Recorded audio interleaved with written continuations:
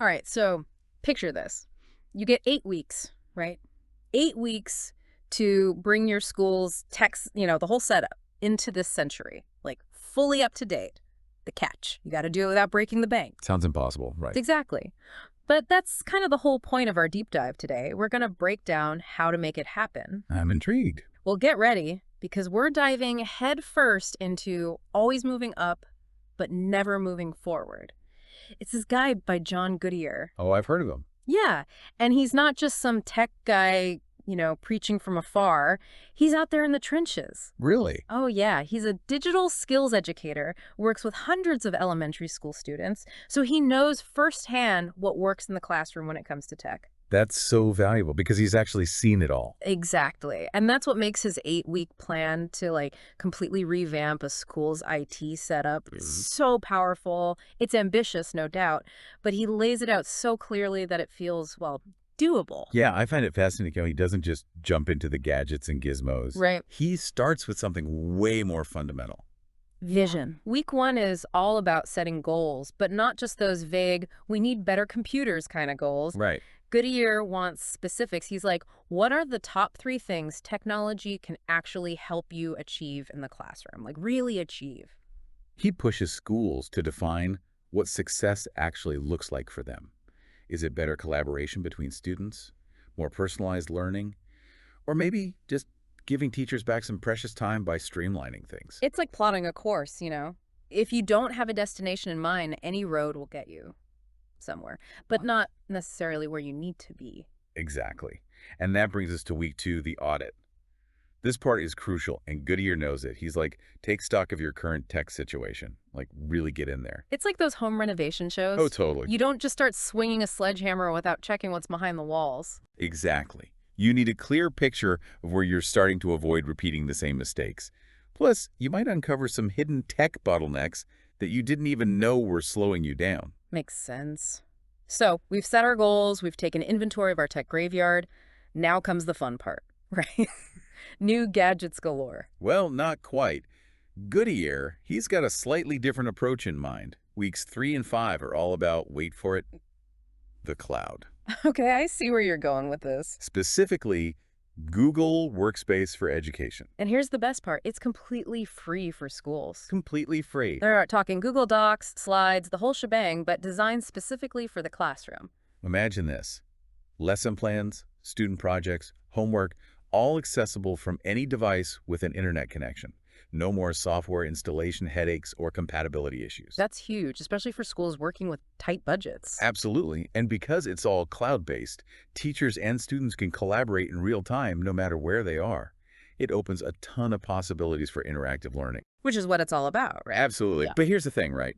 Goodyear, he's got this real-world experience, and he knows even the best tech, it's only as good as the device is running it. So true. What's the point of a super collaborative Google Slides project if your student's laptop sounds like a jet engine, right? Exactly. And that's why week 4 is all about the hardware.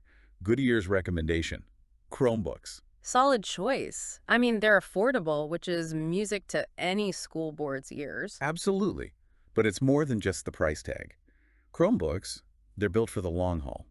Long battery life, no more kids fighting over the outlets. Plus, they work seamlessly with Google Workspace. Makes total sense. It's about building that ecosystem where everything just, clicks. But I gotta say, even with the best plan, the idea of switching an entire school to a new system, it's a little daunting. Oh, for sure. And that's where week 6 comes in. Get this, Canva. Okay, now we're talking. This is where things get really exciting, especially for the visual learners. For anyone who hasn't dived into Canva, picture this.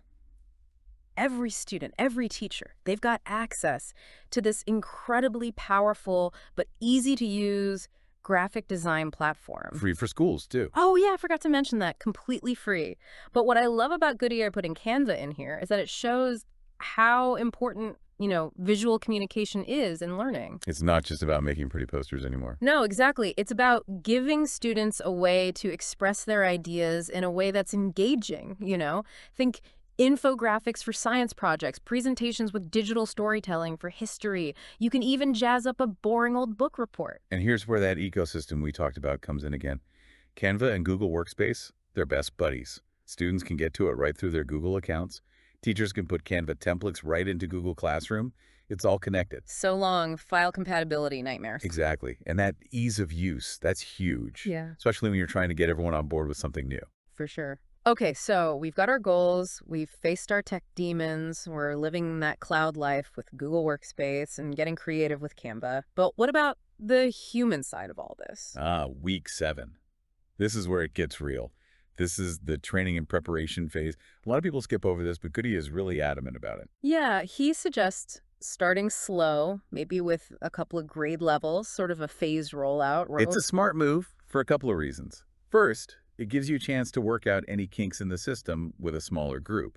Like a test run, a soft launch. Exactly. And second, it means you can give those early adopters really focused training and support. They can be your champions when it's time to go school-wide. I like that. Create a little buzz, build some excitement. All right, so the stage is set, the tech is ready to go, the teachers are prepped. Bring on week 8 launch day. This is where all that planning pays off. And Goodyear's got some great tips for a smooth launch. Okay, like what?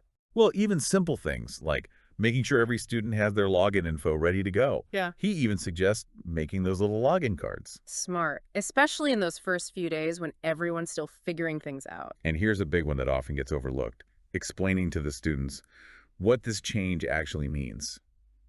Why are we using these new tools? What even is cloud computing?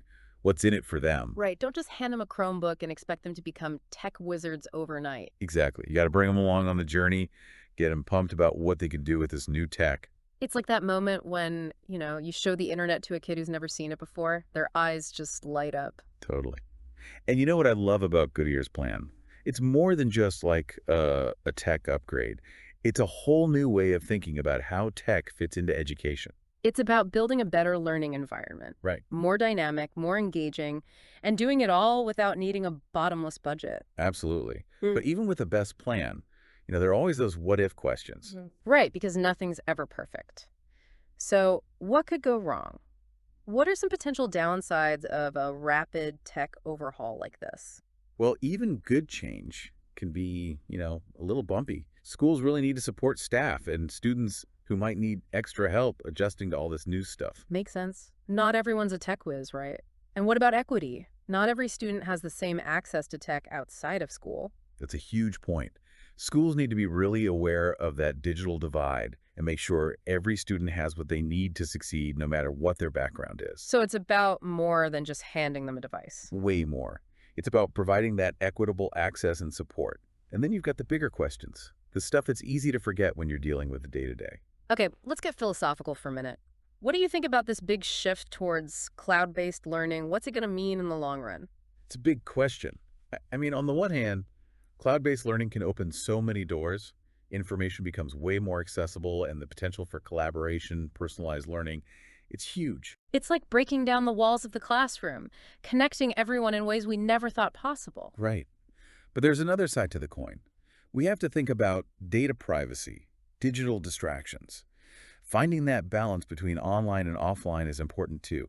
These are things we need to keep talking about, keep working through. It's about being aware of the potential pitfalls and, getting ahead of them. Exactly. We're shaping the future of learning. It doesn't just happen to us. We're all part of it.